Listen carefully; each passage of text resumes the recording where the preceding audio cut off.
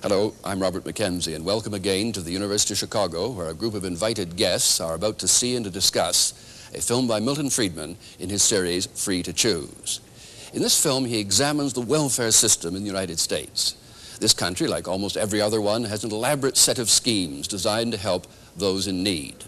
Now, do they achieve their purpose? Whatever the intention, do they work?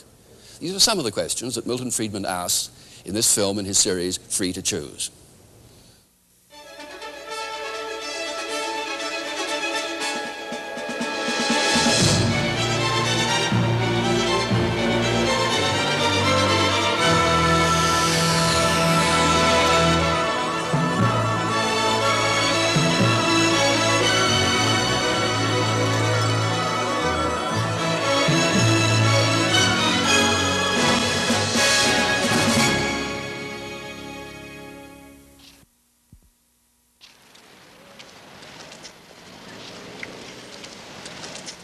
After the Second World War, New York City authorities retained rent controls, supposedly to help their poorer citizens. The intentions were good. This in the Bronx was one result. By the 50s, the same authorities were taxing their citizens, including those who live in the Bronx and other devastated areas beyond the East River, to subsidize public housing. Another idea with good intentions. Yet poor people are paying for this, subsidized apartments for the well-to-do.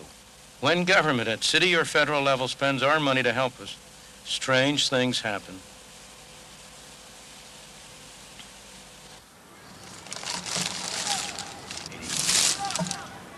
The idea that government had to protect us came to be accepted during the terrible years of the Depression. Capitalism was said to have failed, and politicians were looking for a new approach. Franklin Delano Roosevelt was a candidate for the presidency. He was governor of New York State. At the governor's mansion in Albany, he met repeatedly with friends and colleagues to try to find some way out of the Depression. The problems of the day were to be solved by government action and government spending. The measures that FDR and his associates discussed here derived from a long line of past experience. Some of the roots of these measures go back to Bismarck's Germany at the end of the 19th century, the first modern state to institute old age pensions and other similar measures on the part of government. In the early 20th century, Great Britain followed suit. Under Lloyd George and Churchill, it too instituted old age pensions and similar plans.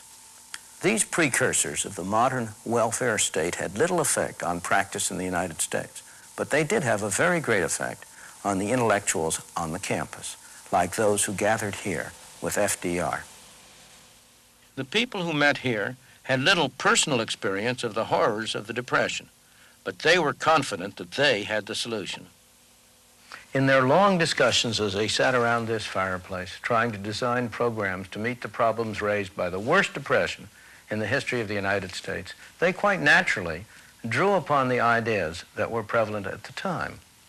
The intellectual climate had become one in which it was taken for granted that government had to play a major role in solving the problems, in providing what came later to be called security from cradle to grave. Roosevelt's first priority after his election was to deal with massive unemployment. A public works program was started. The government financed projects to build highways, bridges, and dams.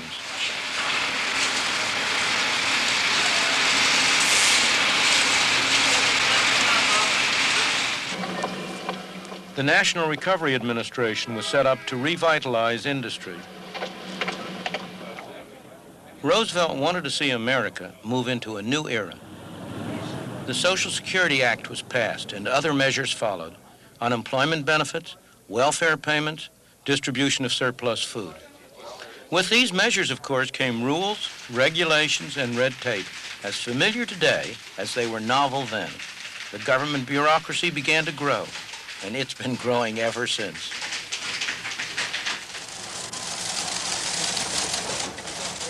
This is just a small part of the Social Security empire today. Their headquarters in Baltimore has 16 rooms this size. All these people are dispensing our money with the best possible intentions. But at what cost? In the 50 years since the Albany meetings, we have given government more and more control over our lives and our income. In New York State alone, these government buildings house 11,000 bureaucrats, administering government programs that cost New York taxpayers $22 billion.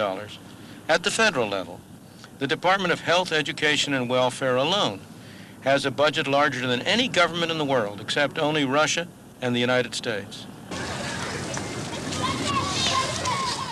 Yet these government measures often do not help the people they are supposed to.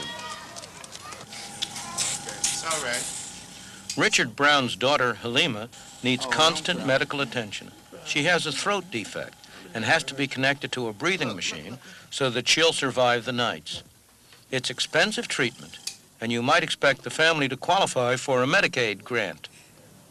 No, I don't get it, because I'm not eligible for it. I make a few dollars too much, and the salary that I make, I can't afford to really live and save anything. That's out of the question. And I mean, we live from payday to payday. I mean, literally from payday to payday. The struggle isn't made any easier by the fact that Mr. Brown knows that if he gave up his job as an orderly at the Harlem hospital, he would qualify for a government handout, and he'd be better off financially. Hello, Miss Davis. Mr. Brown, do me a favor, please. There's a section patient. It's a terrible pressure on him, but he's proud of the work that he does here, and he's strong enough to resist the pressure. Mr. Brown, and you're fully dilated, so I'm here to take you to the delivery room. Try not to push, please, because you want to have a nice, sterile delivery. Okay. Mr. Brown has found out the hard way that welfare programs destroy an individual's independence. We have considered welfare. We went to see if I'd apply for welfare, but we were told that we were only eligible for $5 a month. And to receive this $5, we would have to cash in our son's savings bonds, and that's not even worth it. I don't believe in something for nothing anyway. I think a lot of people are capable of working and are willing to work, but it's just the way it's set up. The mother and the children are better off if the husband isn't working or if the husband isn't there. And this breaks up so many poor families. One of the saddest things is that many of the children whose parents are on welfare will, in their turn, end up in the welfare trap when they grow up. In this public housing project in the Bronx, New York, 3/4 of the families are now receiving welfare payments. Well, Mr. Brown wanted to keep away from this kind of thing for a very good reason. The people who get on welfare lose their human independence and feeling of dignity. They become subject to the dictates and whims of their welfare supervisor, who can tell them whether they can live here or there, whether they may put in a telephone, what they may do with their lives. They're treated like children, not like responsible adults. And they're trapped in the system. Maybe a job comes up that looks better than welfare, but they're afraid to take it, because if they lose it after a few months, it may be 6 months or 9 months before they can get back onto welfare. And as a result, this becomes a self-perpetuating cycle, rather than simply a temporary state of affairs. Things have gone even further elsewhere. This is a Hume Estate, a public housing project in Manchester, England. Well, we're 3,000 miles away from the Bronx here, but you'd never know it just by looking around. It looks as if we're at the same place. It's the same kind of flats, same kind of massive housing units, decrepit even though they were only built 7 or 8 years ago, vandalism, graffiti, the same feeling about the place of people who don't have a great deal of drive and energy because somebody else is taking care of their day-to-day needs, because the state has deprived them of an incentive to find jobs, to become responsible people, to be the real supports of themselves and their families. For the past 7 years, Maureen Ramsey has had to buy food and clothes for her family out of a government handout. For the whole of that time, her husband, Steve, hasn't had a job. Each week, he collects what's known in Britain as Social Security. The government looks after him, his wife, and their children. But accepting welfare payments means accepting the rules of those who hand them out. My opinion, anyway, you feel as they own you. You know, there's no other way of putting it. Say I got a job tomorrow because I needed something. Well, I know that I've got to go down there and report it. Because I couldn't go into the job because you'd be looking over your shoulder thinking, oh, the Social Security's coming in. I'm going to be done for it. It's just hopeless. You can't fight against it. The jobs around now these days, you only come up with about £45 a week. And then you deduct your stamp out of that. You still finish up with about £39. So what good is it working? When you still get the same thing, you know what I mean? I can't see any sense of it. Of course, he's quite right that it may not pay him to get a job now. That's not his fault, and I don't blame him. He's acting sensibly and intelligently for his own interest and the interest of his family. It's the fault of a system which takes away the incentive from him to get a job. But suppose you were cruel and simply took away the welfare overnight, cut it off. What would happen? He would find a job. What kind of a job? I don't know. It might not be a very nice job. It might not be a very attractive job. But at some wage, at some level of pay, there will always be a job which he could get for himself. It might be also that he would be driven to rely on some private charity. He might have to get soup kitchen help or the equivalent. Again, I'm not saying that's desirable or nice or a good thing. It isn't. But as a matter of actual fact as to what would happen, there is little doubt that he would find some way to earn a living. The American government is trying to break the welfare trap. These people were unemployed.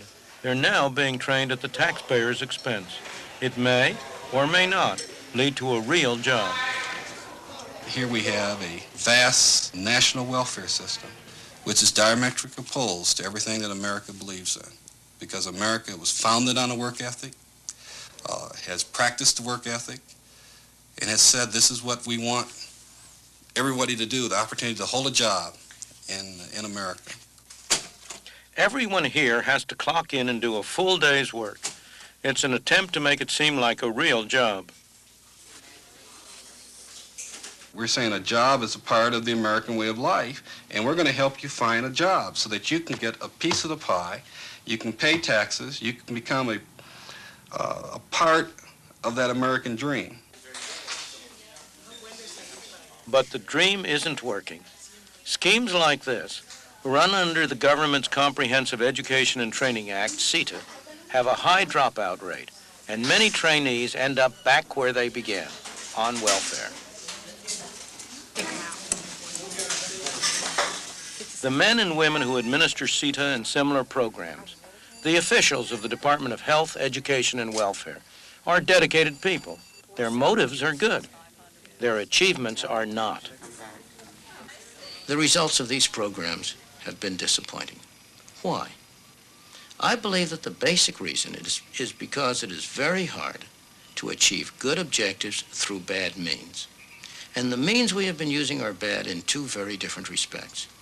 In the first place, all of these programs involve some people spending other people's money for objectives that are determined by still a third group of people. Nobody spends somebody else's money as carefully as he spends his own.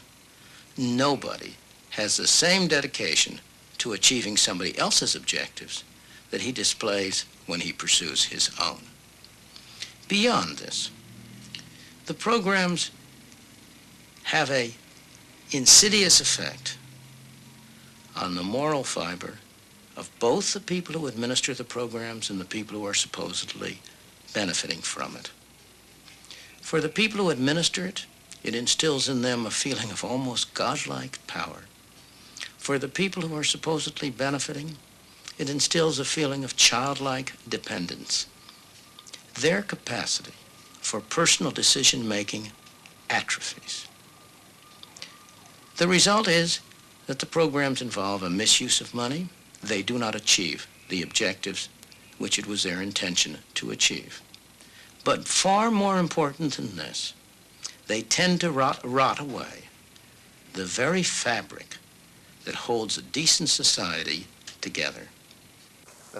If you think that's overstating the case, look what HEW found when it made a special investigation into the spending of the vast funds it administers. We just got the plan from the Public Health Service on reducing the necessary beds. In these reels of tape that record every payment made, every recipient, they found evidence that a staggering $7.5 billion had been lost by fraud, waste, and abuse in 1 year.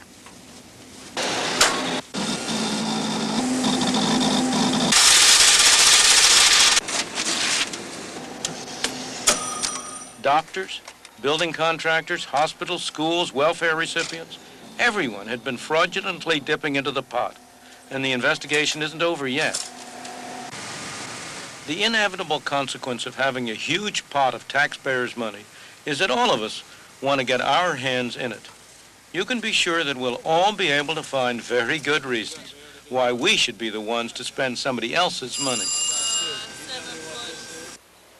Somebody or other put up a good case for spending taxpayers' money to subsidize rents in New York City, including the rents of these apartments. The people who occupy these apartments pay something like $200 a month less than the market rent. And that subsidy comes out of the taxes of people, most of whom are much poorer than the people who live here. It's not unusual for this sort of thing to happen when government tries to do good with our money. Look at what happened in Chicago.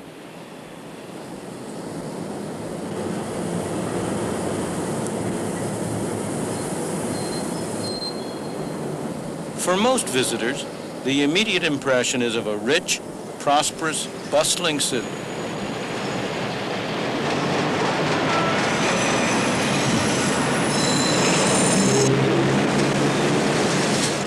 But like every large city in America, it has its problem areas, overcrowded slums breeding poverty and crime.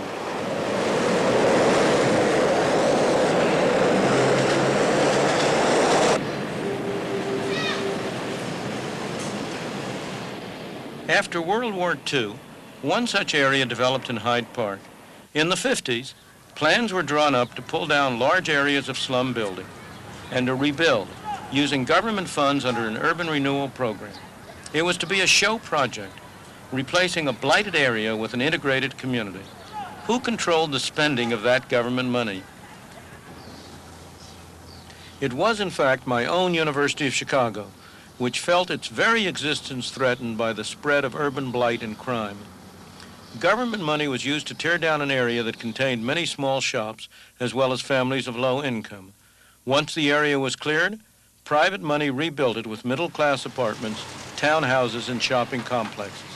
The blight had been cleared here, but only to be shifted elsewhere.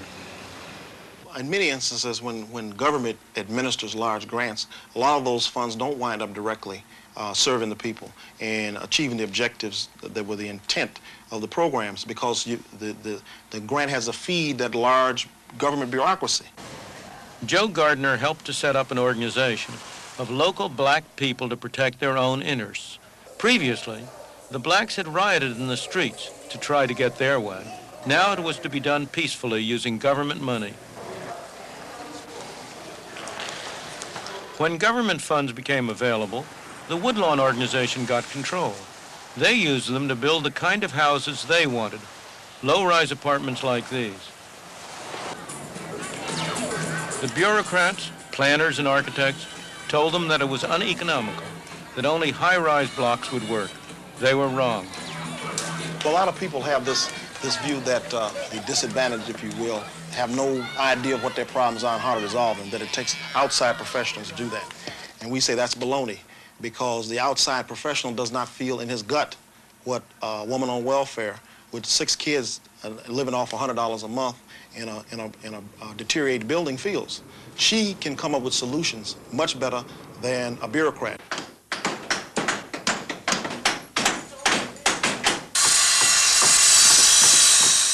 The intentions of this local community group are good. They want to rebuild the community as the community wants. I said, are you pretty pleased with the work we're doing? Yes, I am very pleased with it. But government money always corrupts. Look at the number of people rebuilding this garage.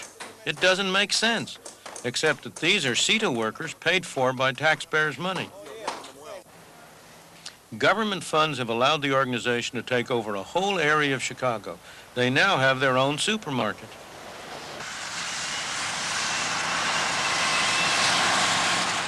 They've built splendid houses for middle-class occupiers, very expensive, protected by the latest security systems, all at the taxpayer's expense.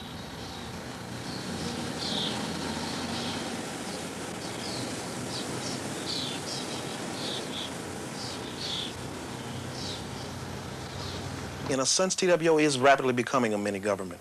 At this particular point, we have approximately 400 employees. We have an operating budget of in excess of $5 million a year. So we are large. Large and expanding. Their next project is to redevelop this site. And that's only the first step in a 20-year plan that will cost $220 million, most of it coming from the taxpayers. In the South Bronx, they're very familiar with government protection, like the rent controls that made it uneconomic for landlords to maintain their buildings. They've moved out and the vandals have moved in. The South Bronx is an area where many of the people are on welfare and where the crime rate is high. But all this could change. A group of local people has begun to renovate these buildings, to build new homes. They call themselves Sweat Equity, because at first sweat and effort was all they could put into the project. Only later did they accept a small government grant. How long ago did you start working on this building? 4 months ago. On this building, right here. And I take it what you got to do is gut the whole thing from beginning to end. Right, totally gutted. And you'll have to rewire. Put new walls up, new floors, new ceilings, new everything. Worked in the winter, worked in the summer, worked when I had the chance to work. How many people have you got working here? A good 40 people. How do you keep them working? You know, some of them must want to get tired of it and pull off and so on. So how do you... Try to keep them interested. We show them what could be done in the future, what will be done in the future. And they get, well, at first, it's kind of hard to prove to somebody that in the next 3-4 years, what will come out of it. They can't see it in the long-range term. They only see it in the short run. They need money right now, and that in 2 and 3 years. Sure. So we try to show them that it will happen. It's true they now accept some government money, but so far, they've managed to retain their original philosophy that the best way to get something done well is to do it yourself. Okay, like what we're doing, we're bringing people out of the street, giving them something to look forward to. They have their own apartment, they'll be taking care of the area around it, they have a garden, they have something to look forward to. They can even get off welfare, we can even get them a job. So they can drop the welfare and have some self-pride. That's the whole thing about it, self-pride. Because as long as you're collecting from the government and sitting back, you have no worries. We're not sitting back, we're working. We're making that money come in. And we're putting it into our building. We're building ourselves up as well as the building.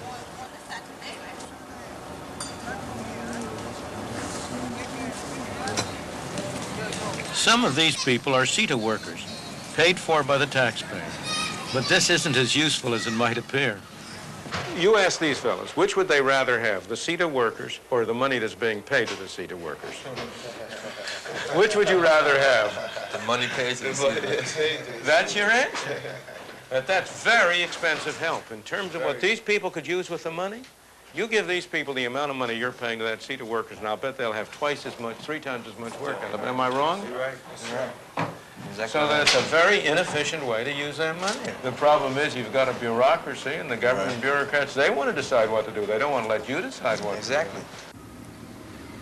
Ask yourself, how did this place get built up in the first place? After all, this was a pretty respectable, solid, substantial region when it was first developed. It wasn't done through a government project. It was done by people individually, having an incentive to put up these buildings and occupy them. What these people we've been seeing here are doing is they're trying to restore that feeling and that attitude. You'll have a far healthier community here if it grows out of the self-help of people like the people we've been talking to than if it's a paternalistic venture undertaken by governmental civil servants and bureaucrats who have to plan on a large scale for other people. We must find a way to give everyone caught in the welfare trap the kind of initiative these people have. The best, or should I say the least bad solution I have ever been able to devise is something called the negative income tax. This is the idea that we should get rid of a large part of the welfare bureaucracy and of the demeaning rules, that we should help people who are poor fundamentally by giving them money. With the positive income tax, you're entitled to a certain amount of personal exemptions and deductions, and above that amount you pay tax. But suppose you have no income. Under a negative income tax, a fraction of your unused exemptions would be paid to you by the government, guaranteeing at least a minimum income. If you earned something, you'd still get a fraction of your unused exemptions, and you'd end up better off. As your earnings rose, the supplement to your income would become smaller and smaller until your earnings equaled your exemptions. At that point, you'd break even, neither paying tax nor receiving a subsidy. It's not an ideal system. It's not the system we might have liked to get into, but it's a system which would have the effect of eliminating the separation of the society into those who receive and those who pay, a separation that tends to destroy the whole social fabric. It would mean that we could each of us take advantage of opportunities that opened up without fearing that if by some chance we lost our jobs, it would be a long time before we could get back on assistance. It would be a system that would give all of us an incentive gradually to improve our lives, would perhaps enable us over time to work ourselves out of the kind of mess we've gotten ourselves into. A mess we've gotten ourselves into for the very best of motives, but with the very worst of results.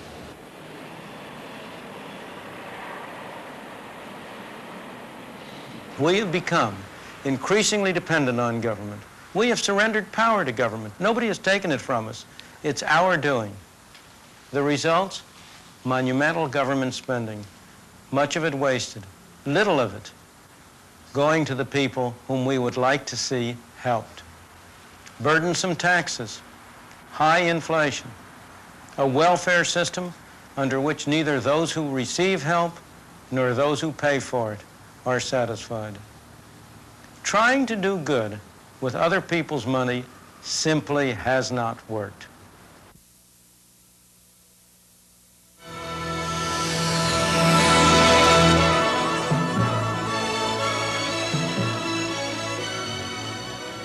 The discussion is already underway here at the University of Chicago, so let's join it. As I looked at the film, I had a growing sense of anger. Anger that position failed to recognize that the system that was being attacked was necessary in our capitalistic free enterprise system that by its own failure produces poverty and therefore requires governmental intervention in the interest of those people caught in the traps of poverty. So as I sat and looked at the film and as I hear Dr. Friedman's statement, I was aroused to the point, as I said, of anger, because only half the story is told. We are really blaming again a victim, this time a system, the welfare system, for the failure of other systems to operate in the interest of people. Let's get other reactions now to that statement. Trying to do good with other people's money simply has not worked. The welfare system is rotting away the very fabric of society. Tom Sowell. My reaction was just the opposite. My anger was at what had been created in the city where I grew up under very different conditions, during the period of capitalistic failure, during the period when there wasn't this humanitarianism, and where it was possible for people to live better and to get out of that poverty. Now I think someone living in the very same place where I lived would find it much harder to escape from that poverty because of all these things. Buildings were not abandoned like the buildings that we saw in that film when I lived in Harlem. The crime rate, all the things that are blamed upon the failures of the previous method did not exist. I slept out on the fire escapes in Harlem. I would defy anybody to do that in any part of New York City today. Traditionally, in the United States, we have tried to avoid some of the welfare trap that was referred to by denying eligibility to people who are able-bodied and not aged and so on. And we have therefore tried to close the welfare door to a good number of categories within the poor population. The second point that was emphasized, and I think needs to be put in some perspective, is that some, but not all, of what we might call welfare programs broadly have this very strong take-back of benefits as you earn some more money. And that, I guess, is what I would like to single out as the principal problem identified in the film, but it is not common to any and all welfare programs that one might think of. When the family fails, when the private sector fails to create jobs at a fast enough rate, you find that people are unemployed and drift into needing help in order to exist. And the welfare system was created in the 30s to do exactly that. When the private sector essentially failed, we have the development of a welfare system. It is not corrupting society, it is taking what society institutions have left behind. The family breaking up, the economy not expanding fast enough, the health system failing, the educational system not doing its job.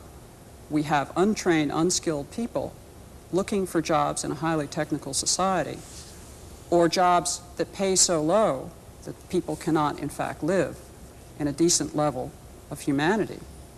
I see the welfare system not corrupting, but in fact taking the remains and attempting to help people live in dignity. So, rotting away the fabric of society is not supported, except perhaps by you. Would you back that phrase? Absolutely. So? You're talking about the failures of the other parts of society.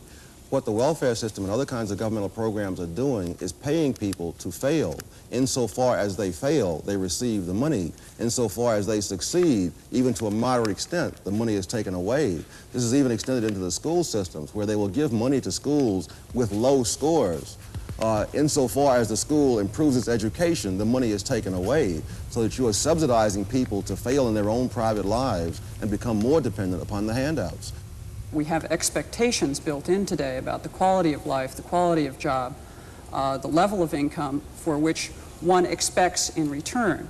Why? Because we look at the level around us that it takes us to have a fairly decent level. No, that's not why. I may have all sorts of expectations. The question is, what can I do? If someone else is subsidizing my expectations will be far higher. Insofar as the Center for Advanced Study was subsidizing my expectations a few years ago, I refused to work at UCLA for the normal full professor's salary. Why should I when I can get the same money for being at the Center for Advanced Study with no hours, no duties, and no classes? Let's look at another proposition in Milton's case. The insidious effect on those who receive welfare. They lose their human independence and dignity, are treated like children, and so on. Now, Dr. Dumpson, as a former administrator of a major program, is that a great hazard? That is not a great hazard. As a matter of fact, that presumes that people get on welfare, stay on welfare, and therefore have the result that Dr. Friedman's statement issues. The fact of the matter is that in our AFDC programs throughout the country, in particular, it was just true in New York, there is a turnover of the welfare AFDC rolls. About a third of them go off each year.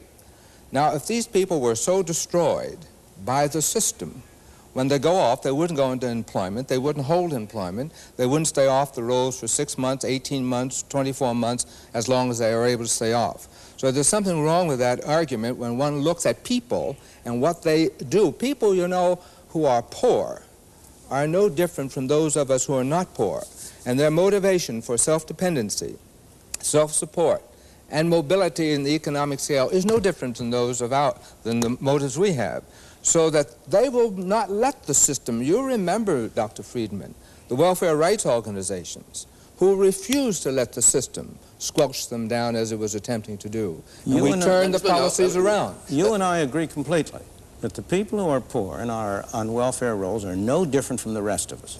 Of course not. They are human beings and they deserve every sympathy and every possibility of making their own way. But the welfare system makes them different. But you give them it makes it in their interest to be How different. do you account for them going off the rolls? But figures are figures, and you've got to be careful with figures. The fact that a third, there's a turnover of a third, does not mean that there aren't half who are on all the time.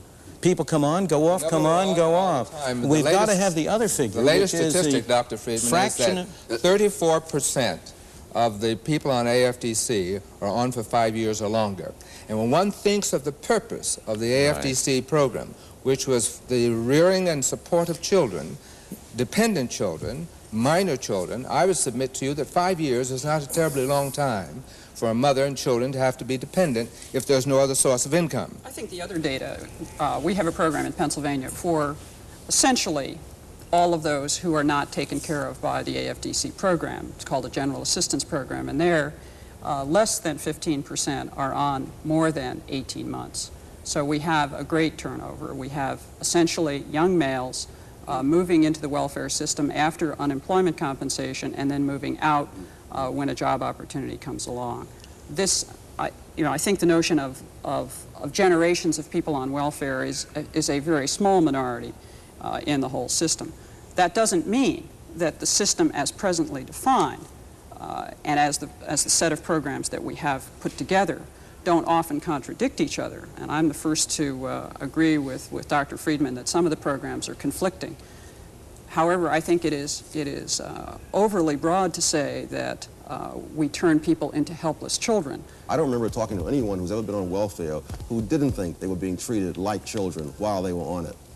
Of course, one must make a difference, a distinction between the system that was set up to help people and the people who are employed in that system. Look at any public welfare system around the country, and we have practically few trained people to work with people. We employ the ill-trained, people who are not equipped to be helping people. We say they're social workers. They're not social workers. They have neither the skills, the attitudes, and some of them not even the concern. So I think one has to separate out a conceptual framework of a system designed to help people and what the country and community puts into that system to implement those programs. You mean separate the hopes from the reality? I separate the skills that are available in order to implement what the objectives of the program are. And I think we have to separate whether we're talking about program objectives or we're talking about how it operates. I would be the first to say that the system that I administered had ill-prepared people to do the job that we were set up to do. But I would not say that the system that we set up... I've talked to some social welfare people who think that, in fact, they were so hamstrung by the system that there was very little they could do to help people to get off welfare. That is, to build up skills, get jobs, do whatever was necessary to get off welfare. They felt it was the system.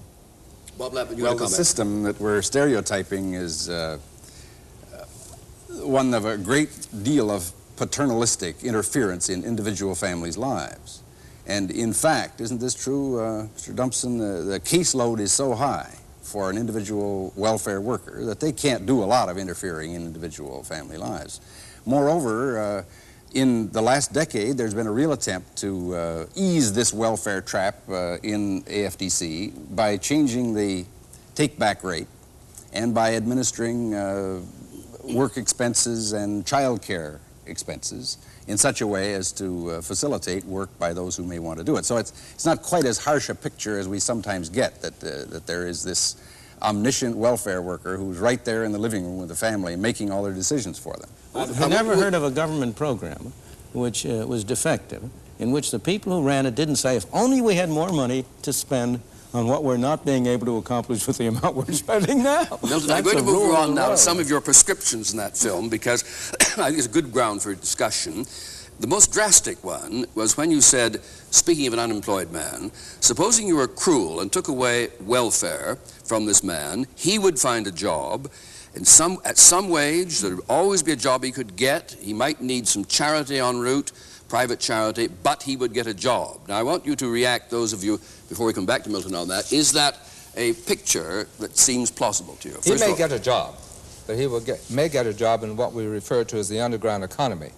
And that's where a number of our youth are now going to get their jobs. Those activities that are illegal, and the only opportunity they have for earning part of a livelihood. I think the other issue is that you have a whole group of people who are the single female head of a household. And yes, cut off welfare tomorrow. What will they do? What will be their immediate response? At what price to their small children and to their middle-aged children? Yes, they'll get a job. In fact, the statistics show that women, in fact, are the most successful through the employment program. But what has to supplement that typically is the provision of some kind of daycare arrangement. Either the individual woman has to earn enough money to be able to pay privately for her daycare, or in fact she is, quote, subsidized through this insidious corrupting set of programs run by the federal government, which in fact makes her employable and a taxpayer. It's an interesting notion of trying to get people in a productive mode. Tom Sowell. It's incredible the way you start the story in the middle, as if there's a predestined amount of poverty, a predestined amount of unemployment, and that the welfare system is not itself in any way responsible for that. There is a predestined 20% of the bottom half of the population. I have never, well, that's always been true. There's going to be 20% at the bottom. I agree with you. It's also true that 20% of the bottom population doesn't have to be living on the government and ruled by the government. You mentioned, for example, a female-headed household. Many of those, in addition to the grown woman who has all the kids, are teenage pregnancies. There's not a predestined amount of teenage pregnancy. I grew up in an era when people, and particularly blacks, were a lot poorer than today, faced a lot more discrimination than today, and in which the teenage pregnancy rate was a lot lower than today. I don't believe there is a predestined amount of teenage pregnancy, a predestined amount of husband desertion. Gutman has done a study of the black family, showing that this whole notion that the black family has always been disintegrating, that is nonsense, that his studies go up to 1925, the great bulk of black families were intact, two-parent families up through 1925, and going all the way back through the era of slavery. So it is now only within our own time that we suddenly see this inevitable tragedy which the welfare system says it's going to rush in to solve, but which it is itself a part. We're talking about a very small group. We're talking about 12% of the families are not intact, are not two-parent families at any one period of time. I mean among welfare recipients? No, or the among the public at large. We're talking about 12% of the families. 12%. That's right. That's a small number. But Well, not of those on welfare. We're still talking about a significant component of the bottom 20% that are the bottom 20%. Whether they are above the poverty line or below the poverty line, they are still the bottom 20%. And the issue is, what is the responsibility of the other 80%, if any, toward those individuals? Does your program plan to eliminate there being a bottom 20%? No. But it intends to raise the bottom 20%. You're raising them by having more illegitimacy, more unemployment. I'm not making them have illegitimate children. I hope that's clear. Oh, I think, you don't have to do that. You simply subsidize it. We as human beings don't have a responsibility, but I hope we have a compassion and an interest in the bottom 20%. And I only want to say to you that the capitalist system, the private enterprise system in the 19th century did a far better job of expressing that sense of compassion than the governmental welfare programs are today. The 19th century, the period which people denigrate as a high tide of capitalism, was a period of the greatest outpouring of eleemosynary and charitable activity that the world has ever known. And one of the things I hold against the welfare system most seriously is that it has destroyed private charitable arrangements which are far more effective, far more compassionate, far more person-to-person in helping people who are really, for no fault of their own, in disadvantaged situations. I have to disagree with you, though, because I think that the whole notion of private property was excluded. Whole segments of society were excluded from the notion of private property in the 19th century, namely women, idiots, and imbeciles. And so I don't go back to the 19th century and hold that up as any paragon that we would want to replicate today. Anyway, I want Milton now to come to your major prescription, which I know you don't say is on the agenda for tomorrow, but it lies ahead. That is the negative income tax. And I'm not sure people fully understand how it would work. We can't, I think, go into the details of it, but I'd like to get a reaction around the panel, first of all. Is this a viable approach to the enduring problems of poverty? Negative income tax. I think it's a viable approach to some part of the problems of poverty. It involves, first of all, cash payments rather than in-kind payments, as I understand it. It involves payments on a non-categorical basis. What do you mean non-categorical? That is to say, it doesn't matter whether you're a female-headed family or a male-headed family, or whether you're young or old, whether you're sick or well. If your income falls below a certain level, it does pay some guaranteed income level for people based on family size, and then it has a take-back rate, which is modest, I suppose, by definition. Now, the question is how many things you want to use that program to replace. How many things you want to replace with such a negative income tax program. Would you replace everything with, just to clear that point up, would you virtually wipe out the remaining forms of welfare if you got this program going? Yes, I would not. I think its purpose is precisely to provide a transition between where we are now and where we would like to go, because because I agree with you that given that we've corrupted the people on welfare and gotten them on there, we do have an obligation not to throw them out in the street and put them in the difficult adjustment you've made. We've got to ease it off. Sure. And so, but I would want to replace all present welfare programs. Now let's get reactions to this and we'll come back to you. Well, I saw some figures recently which said that if you took all the money spent on poverty in the United States and divided it by all the poverty family, you come up with a figure of $32,000 per family. Now, the average poverty family apparently is not getting the $32,000. And so clearly someone in between the Treasury and those families is getting an awful lot of that money. And I think that if you simply eliminated the middleman, as they say in the commercials, that there'd be an awful lot of benefit both to the poor and to the taxpayers. I'm supportive of the negative income tax concept and the objective of it. I'd like to point out, however, that administratively we have another bureaucracy set up. Somebody has to take into account earnings. Someone has to decide when to pay back that which they're entitled to.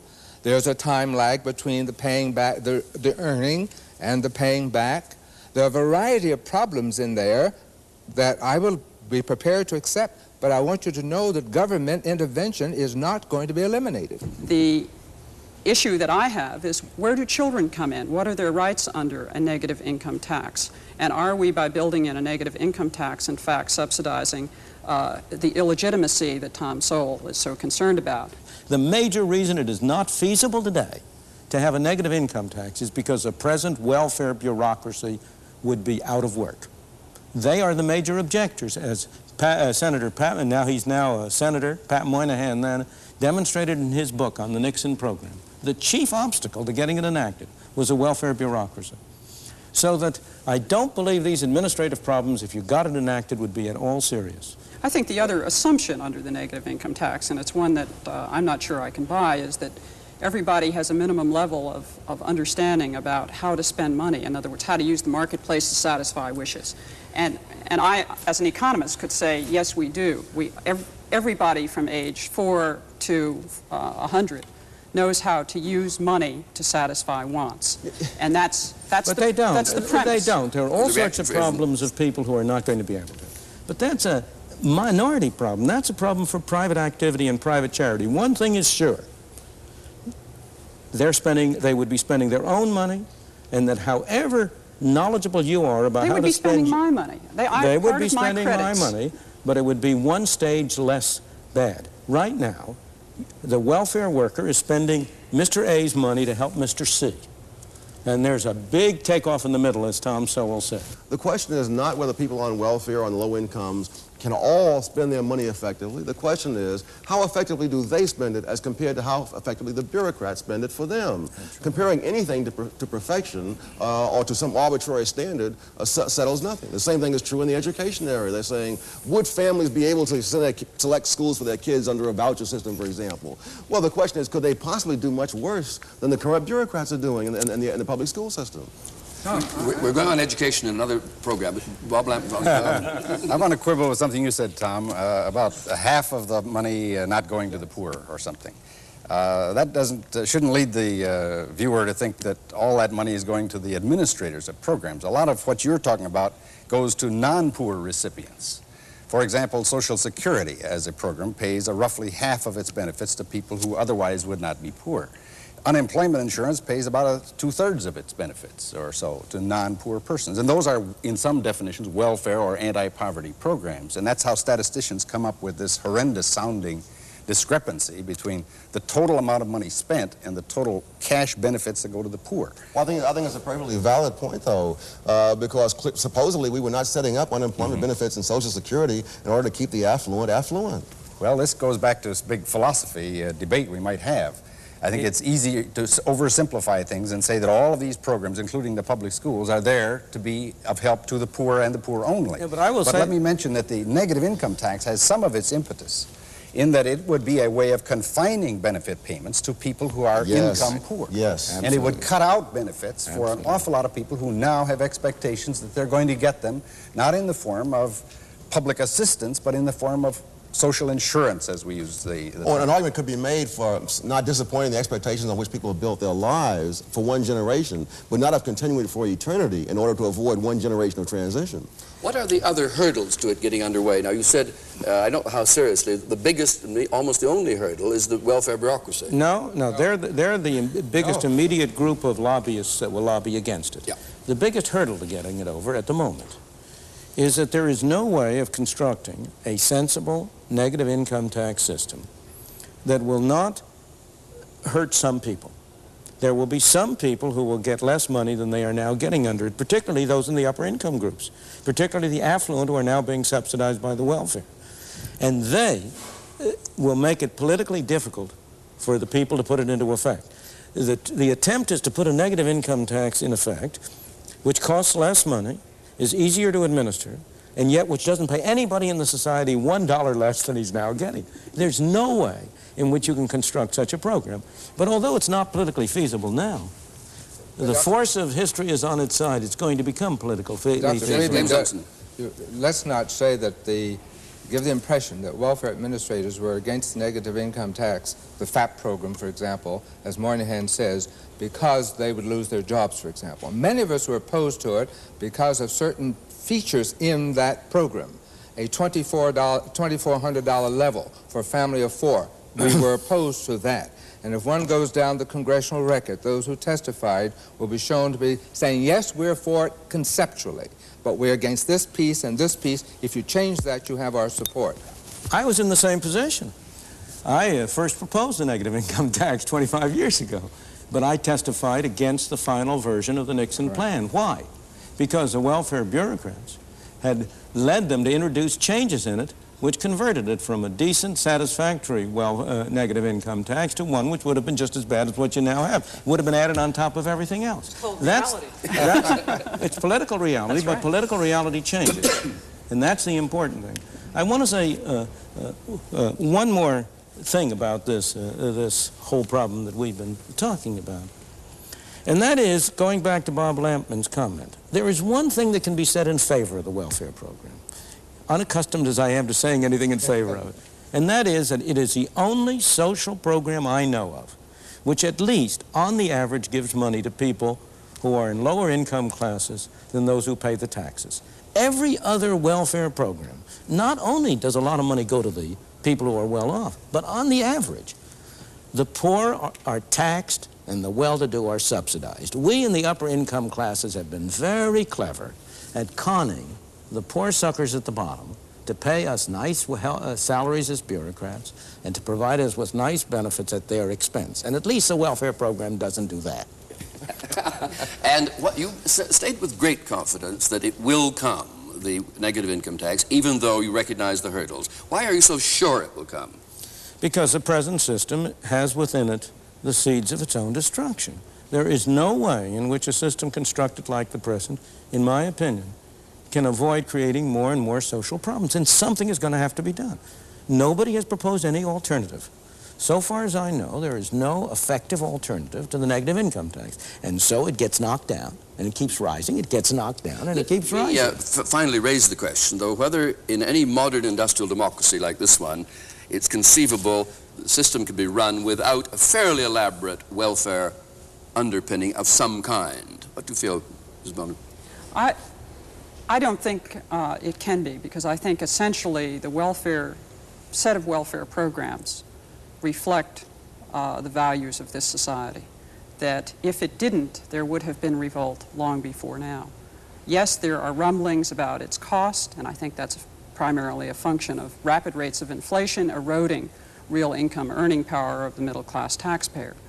But I think on one level we wanted to give up the responsibility of caring, the responsibility of day-to-day actual caring. And in a technical, modern, industrial society like we have, the tax system and the government system is probably isn't viable alternative. I don't think we're going to get out of it. I don't think you're going to see private charities who can take my money that I am free to give or not give and essentially make a difference in people's lives of any substance on any level. I don't think that has anything to do with society being modern, technological, or industrial. It has to do with an ideology, and particularly an ideology that is very strong among academic intellectuals and in the media. And I think that as time goes on and more intelligent ideas replace the kinds of vague visions that dominate today, that the political climate will change, and that's the only thing that stands in the way of reform right now. James Dudson? I don't think you're going to get rid of the system, but I'm interested in a welfare system. I'm interested in Tom's last statement about academicians and theorists and so forth. We forget that we're talking about people, and we may sit in the ivory tower and talk about whether this system will work, and either logically or ideologically why it won't work. At the same time, there are masses of people outside who are locked out of the system that you and I are part of. And somehow we've got to make sure that those people are taken care of. And the short of not doing it, of course, means that your safety and my safety and the vitality of this government and of our country is at stake.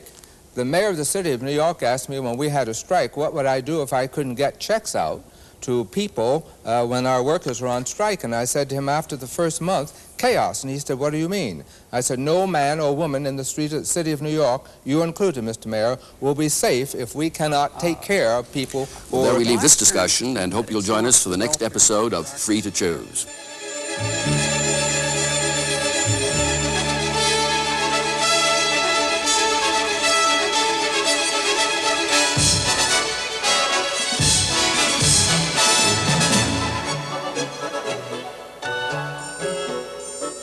Next week, is equality every American's birthright?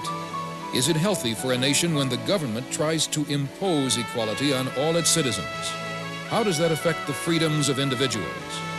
Don't miss Milton Friedman's Free to Choose next week.